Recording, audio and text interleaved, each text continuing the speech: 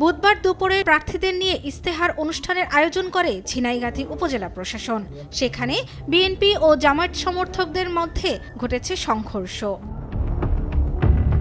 স্থানীয়রা জানান, অনুষ্ঠানে বিএনপি প্রার্থী মাহমুদুল হক রুবেল ও জামায়াত প্রার্থী নুরুজ্জামান বাদলের কর্মী সমর্থকদের মধ্যে চেয়ারে বসাকে কেন্দ্র করে বাকবিতণ্ডা হয়। এক পর্যায়ে তার সংঘর্ষে রূপ নেয়। শুরু হয় চেয়ার ছোড়াছুড়ি, ধাওয়া পাল্টা ধাওয়া।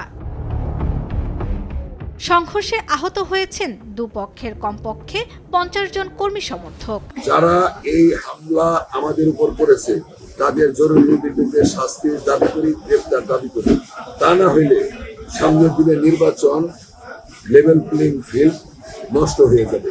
এদিকে আওয়ামী লীগ থেকে বিএনপিতে যোগ দেওয়ার একদিন পর ফরিদপুরের ভাঙ্গার বাবনাতলায় দুই গ্রুপের সংঘর্ষ হয়। কয়েক দফার সংঘর্ষে আহত হয়েছেন নারীসহ অন্তত 15 জন। স্থানীয়রা জানান, মঙ্গলবার বাবনাতলা গ্রামের ইসরাফিল মোল্লা সহ আওয়ামী লীগের কয়েকজন নেতাকর্মী বিএনপিতে যোগ দেন। সেখানে বক্তব্য নেওয়া নিয়ে ইসরাফিল ও শহীদুল মোল্লার বিরোধ হয়।